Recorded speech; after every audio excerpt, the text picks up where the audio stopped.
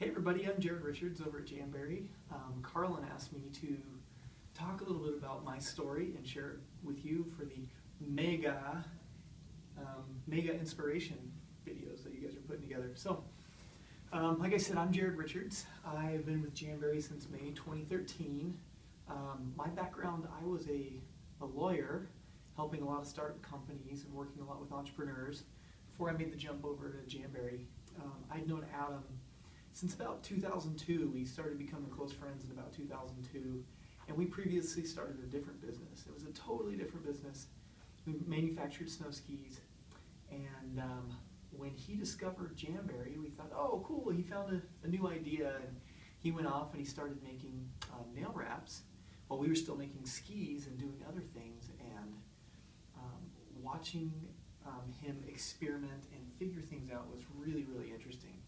And after a couple of years that he was, working in Jamberry, I reached out, and I had been involved in some of the legal matters, Jamberry, like getting started, doing trademarks and stuff, but ultimately he said, hey, we're starting to grow. And at that time, there were about 25 employees at Jamberry. It wasn't huge, and I got to take the leap over and got to be part of a crazy rocket ship ride, and it's been so much fun. And we've just seen so many things grow, and it's been amazing. But I do remember I did some church service for my church back in 2000 and 2002, and I lived in Madagascar as a missionary. And I remember one day walking down the street, and before I went to Madagascar, I thought, oh, I'm going to be a medical doctor, because that's how I'll help people, because that was always super important to me. But I remember walking down the street one day, and call it what you will, but I had this overwhelming feeling that one day being engaged in business activities was going to have more of an impact on more people than I could ever have as a medical doctor. And when that happened to me as a 19-year-old, 20-year-old kid, I didn't understand what that was. And fast forwarding now to Jamberry, I really think that was kind of like fate telling me that Jamberry would have an impact for good on a lot of people. Hey everybody, Carlin also asked that I share a few things that I use in my time or my business to help me manage my time or just to be more efficient. The first thing I do is I make lists. So I use OneNote on my computer, and I've got a tab that's just to do, and I'm constantly adding to it, reshuffling things, prioritizing, and crossing things off. When I've got a list and I stick to it, I get so much more done than when I don't. Another thing I do that really helps me with positivity and motivation is consuming good stuff. I love listening to things on the way into work, at night when I'm going to sleep, first thing in the morning when I'm running.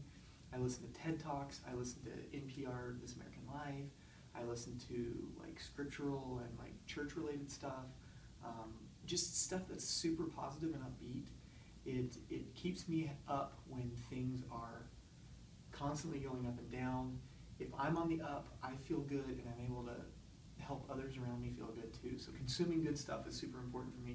And then lastly, run. I run in the mornings, which keeps me going and feeling good, keeps my heart rate going fast. But then I make it a habit whenever I'm going somewhere in the office, I walk with purpose. Like, people are always like, oh my gosh, Jared's always running. But literally, I'll run from one meeting to another, I'll walk fast, and that helps me stay engaged and stay going hard and consistent throughout the day so that I can get more things crossed off my list.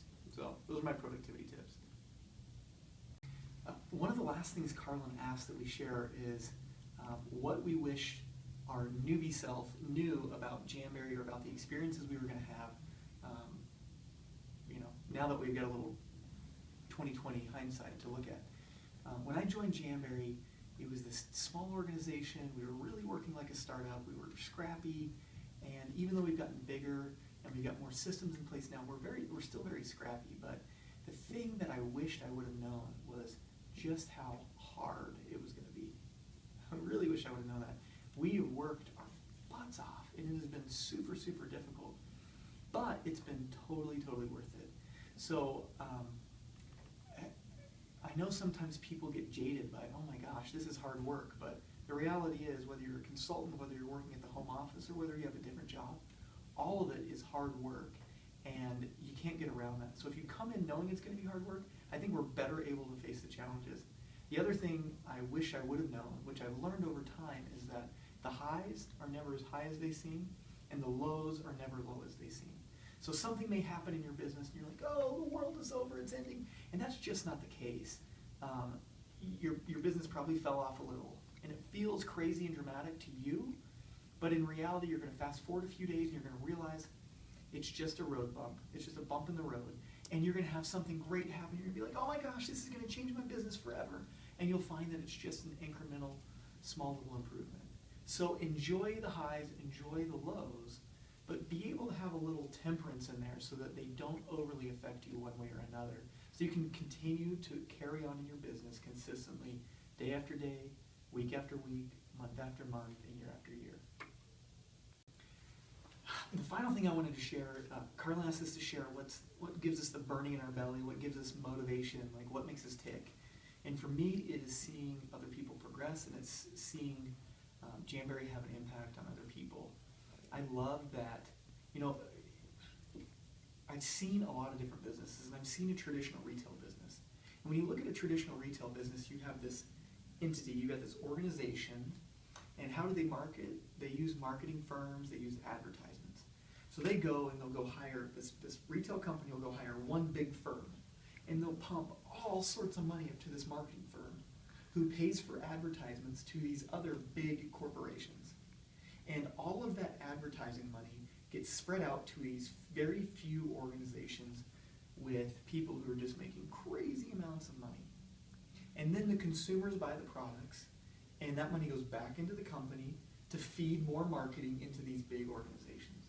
But in direct sales, what I love is that over 50% of the dollars that, every dollar that comes in, over half of that dollar goes right back out to commissions to consultants, to hundreds, to tens of thousands of consultants. I could say over 100,000 consultants. These things just get paid out all over, not in these huge amounts to these big organizations, but meaningful payments go to individual consultants who are finding supplemental income for their families and helping to make ends meet, helping to fulfill dreams of children and birthdays and sports teams, and that's super meaningful to me. It's super meaningful to me to walk into our warehouse and see 100, 200 shipping employees who don't necessarily have college degrees, who don't necessarily have marketable skills outside of shipping, and here they have a place where we value them, they feel valued, we try to provide great benefits for them, and man, that's what drives me and makes me feel great and drives me to continue to have this organization become a